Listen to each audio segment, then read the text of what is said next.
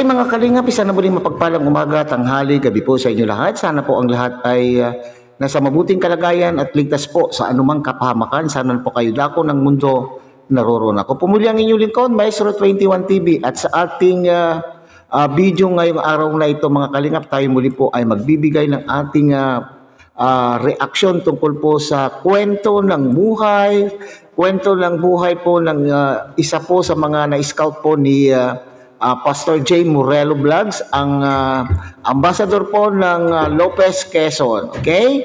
So ito po ay ang kwento ng mag-amang nakatira po sa isang barong po natin matawag dahil ito po ay yari lamang po. Nadingdingan po ng mga trapal na sako. Kasi kapag ganito po ang uri ng tahanan ng isa pong pamilya ay matasasabi natin pong nasa peligro po ang buhay po ng mga taong nakatira po sa ganito pong uri ng pamamahay.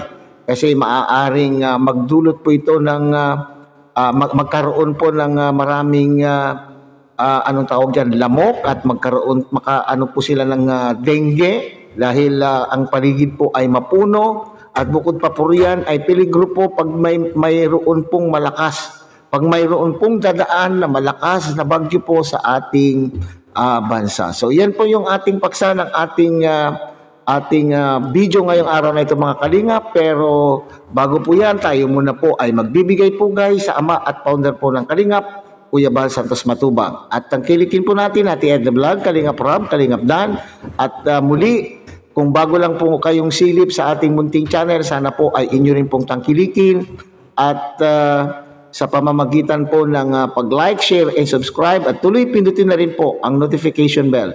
At nang sa ganoon, tayo pa rin po ay magsama-sama at magkita-kita sa susunod pa po mga reaction videos na ating gagawin. Likewise, mega love shoutout po sa ating mga kasamahan po dyan sa Karepa, Kalingap Reactor Partners, sa pamumuno po yan ng aming presidente, Javier De Leon, aka Birador.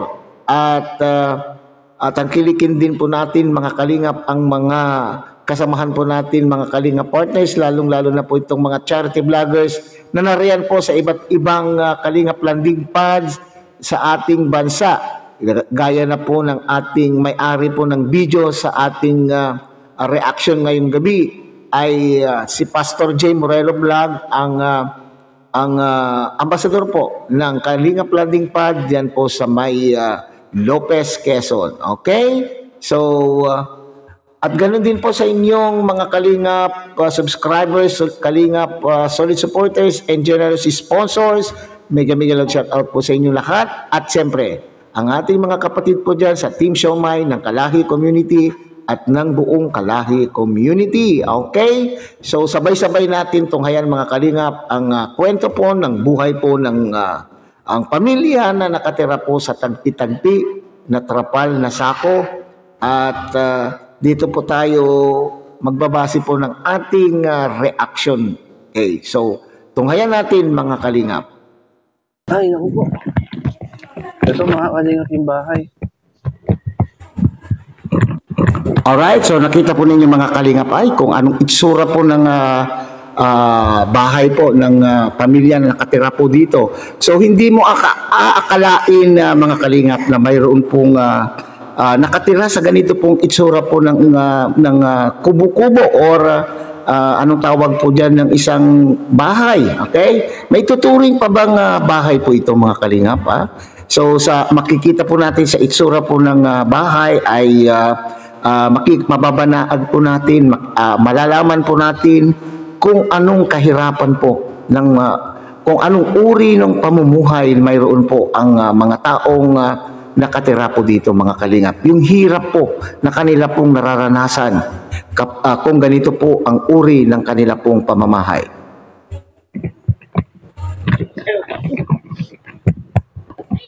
Ayan mga kalingap, tayo po ay may pinasyalan po dito sa barangay Kalantipayan. Ito po ang kanila pong bahay mga kalingap, at sinamahan po tayo sina ate. Yan ate, magandang gabi sa inyo. Okay lang. Magandang gabi po sa inyo ate. Anong pangalan po niyo? Magandang gabi din naman po. Ako po si Kagawad Remedios Agusino po dito sa barangay namin. Kagawad. Remedios Agusino. Ay, kagawad pala kayo. Po, kaya po, Mm. na Akala ko po kayo pangkaraniwang mamamayan dito. Kuya, kaya nga po ako concern na mapapunta, masamahan kayo dito sa kay Kuya Tupper. Kagawad, magandang gabi po sa inyo po. Magandang gabi din naman po. Kayo po hindi ko nakilala, kayo pala yung kagawad. Kanina, pasensya na po. At siyempre, BHW. Ate, ano ang pangalan mo? Gida po, Gida ako. Maghipag. Kaya pala parehas maganda. Yan. Kausapin ko po muna si Kuya na po. Yan. Kuya, magandang gabi sa iyo, Kuya. Magandang gabi po. Kumusta ka po dyan? Okay naman po. Kuya, okay lang sa tahanan mo? Okay po. Tayo po mga kalingap, kumustahin natin dito si Kuya sa kanya pong bahay. Anong ilaw nyo dyan, Kuya? Wala po. Walang ilaw. Mag-flashlight tayo. Meron pong kandila. Kuya, kumusta ka dyan? Okay naman po. Oh. Kuya, pasok na, Kuya. Sige po. Saan ka natutulog dito? Dito po. Kayo lang mag-ama. Opo, kaming kaalis lang po nung asawa ko. Nasaan ang asawa mo, Kuya? Aalis lang po nung isang araw nagtatrabaho po. Nagtatrabaho? Opo. Maano pala, Kuya, no? Ito pala. Dito na tayo, Kuya. Madilim pala dyan. Oo, madilim talaga. Madilim. Ano lang, Kuya? Kuya, kumusta ka naman dito? Okay naman po. Balik kayo lang mag-ama. Anaan dito? Na pagka yung balik po yung asawa ko pag namimiss kaming mag-ama. Saan nagtatrabaho? Atimunan po. Atimunan. Anong trabaho po, Kuya? Extra lang po siya doon kung anong kanyang mapasukan. Okay, so mga kalingap, nakita po ninyo yung loob ng tahanan ng mag-ama. Kasi sila lang po daw po ang parating naiiwan dyan. Kasi po yung may bahay po ng ang may bahay po, ang ina ng tahanan po ay nagpa-extra lamang po daw po sa ibang lugar o diyan sa Atimonan. Quezon din po, di po ba? So nakita po ninyo ang paligid, mapuno, sa ganyang itsura, pagka ganyan na umuulan, mabasa po ang paligid, yung loob po ng kubo ay maraming nakasampay na mga damit na pwedeng pangitlugan po ng mga lamok. So, ibig sabihin mga kalingap ay talagang pinamumugaran po ng lamok ang lugar na yan. At delikado po dyan sa sakit na dengue. Lalo na po itong bata mga kalingap. Kaya itong anak po nila na maliit pa lamang po. Okay? So, nasa peligro po ang kalusugan po ng bata. Hindi lamang po itong bata, kundi po yung ama na rin po mismo, mga kalingap. Ibig sabihin, Kuya, puro tagpo itong bahay mo. Bali kayo nung bahay mo talaga ito? Hindi po. Bali... Ito po ay sa mga yumol. Sa mga yumol. Opo. Kumbaga ay... Ako lang po yung palibasa ay yung may-ari nito si Kuya Jenis na yumol. Ayun, maliit pa lang ako kami ay parang magkaibigan na. Yun pala. Ba ako makatrabaho kasi gawa na itong anak ko po ay. Ikaw yung namamasada po ako dati. Kaso wala pa akong makuha na motor na ilalabas. Kaya, ayun, nagtitiis na po akong bantayan yung anak ko. Dito ka lang? Opo, kaming dalawa. Hindi ba, Kuya, malamok dyan? Hindi naman. Sanay lang? Opo, sanayan lang. Hindi kayo mag-ama, dito lang lagi? Opo. Nag-aaral ba yan? Hindi pa po, ngayong susunod. Kasi nung masunog nga pa itong bahay namin. Nasunog ito? Opo, kaya nagkaganito. Ibig sabihin, hindi ito ganito dati? Hindi po. Maayos po. Anong ilaw nyo dyan? Wala po. Kandila pagka yung pong Hindi paggabi na ito. Napakadilim dyan. Opo. Kanay naman po kami kasi pagka naman po madilim na maliwanag po yung pitron. Yan, dito po na ilaw. Dito pala, no? Kumusta naman ko yung araw-araw mo yung pangailangan? Inaasahan ko nga lang po ay yung padala ng asawa ko. Tsaka si Kagawad Idris, yung tindahan niya, doon ako nangungutang pag walang-wala talaga. Ay, utang pa nga ako. Hindi ka makapagtrabaho, kuya. Hindi pa po, kasi itong anak ko, walang mapag-iwanan. Ibig sabihin to, kuya, buong bahay ito nung una. Opo, maganda. Ilang taon na ito nasunog? 20... Nandyan po ako sa 16. bubong yung maliit pa ako dito. 2016. Ito po ay ano pa lang noon. Nung masunog po ito ay kapapanganak lang. Kapapanganak pa lang. Ayun po. Nasurog bahay namin. Di ubos. Ubus pula. Walang ang naisalba. Wala. Damit lang namin. Nung una pala ikaw ay nakikilabasan ng tricycle. Opo. At paano yun, kuya, kung walang padala? Ay di utang kay Ate Diyos sa tindahan Ate Diyos. Okay. Di ko alam kung ano. Alam po niyo, napanood ko po ito sa premiere po ni Pastor Jay at ako po ay nakapag-komento po na roon at doon sa komento po ng tatay na siya po ay umaasa lamang po sa padala ng kanya pong asawa, na ang asawa naman din po ay walang permanenteng trabaho. Di ba narinig po niyo yung sinabi po niya?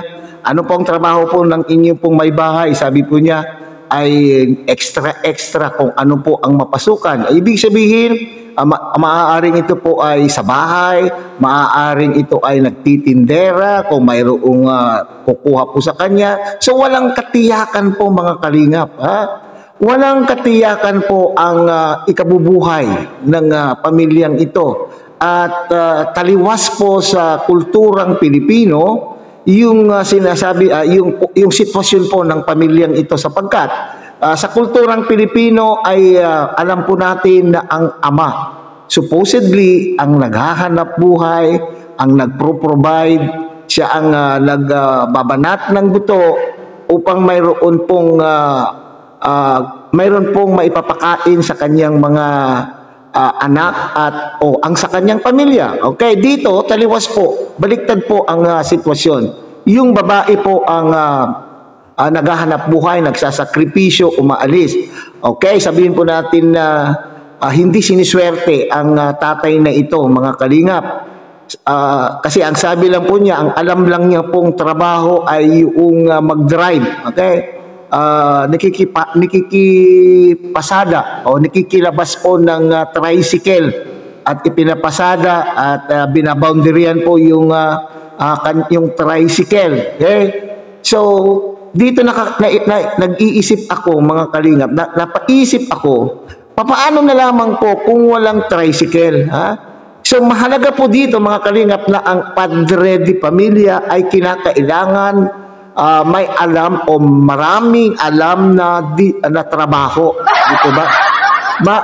Ito yung sinasabi ko na kapag ikaw ay ama ng tahanan, ay kinakailangan marami kang alam na trabaho at hindi ka dapat namimili ng trabaho for as long as mayroon kang pinagkakakitaan at mayroon kang maipapakain sa iyong pamilya. Okay? Ito ay sa probinsya, Quezon, Lopez, Quezon po ito, mga kalingap. Okay?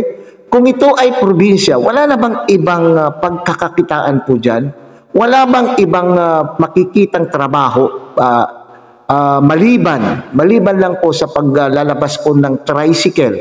Okay? Huwag mong para sa akin ay hindi magandang ikatwiran o hindi maganda ba ang ibig sabihin yan? Huwag mong ikatwiran, tatay, na hindi mo maiwanan ang iyong anak sapagkat yung anak mo ay medyo malaki na. Hindi na baby ang iyong anak. Hindi po ba? So marami ka pa pong pwedeng gawin. Maaaring magsakripisyo ka, maaaring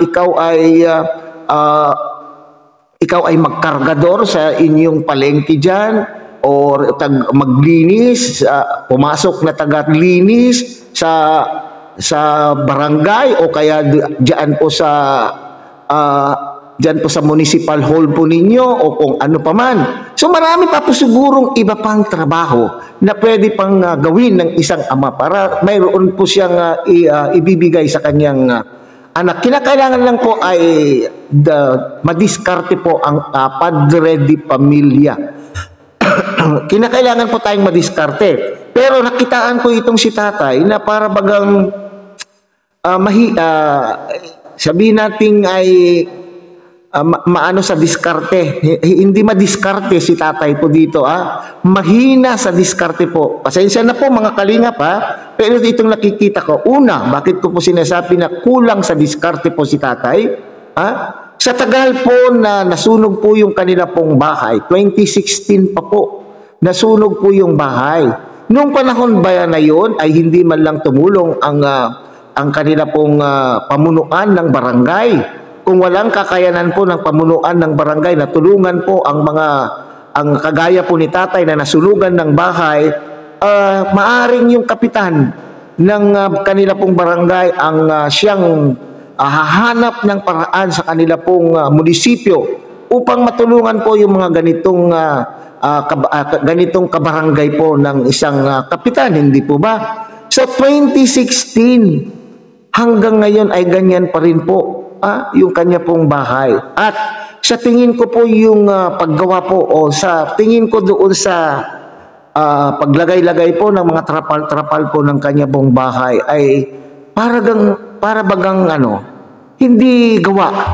Hindi gawa po ng isang tatay o hindi gawa po ng isang lalaki. Pasensya na po. Parang hindi gawa po ng na parang ang isang ihip lang ng hangin ay talaga naman pong masisira na po. Parang ito ay gawa-gawa po ng isang babae na pinagtali-tali kung ano, pinagtagpi-tagpi kung ano-ano ang mga bagay-bagay. Probinsya po yan, tatay. Wala ba dyan may mga puno ng kahoy na mayroong kang pwedeng hingiin at tukuran o lagyan ng kung anong pwede mong gamitin dyan sa iyong pamamahay? So dito ngayon mga kalinga na pag-iisipan ko, oo, nandun na tayo. Natatanggap po natin na mahirap ang buhay. Okay? Hirap, walang swerte sa buhay. Dito ngayon pumapasok sa isipan ko mga kalingap, yung punto na kinakailangan pag tayo po ay bumuo ng ating pamilya, ay kinakailangan po nating paghahandaan.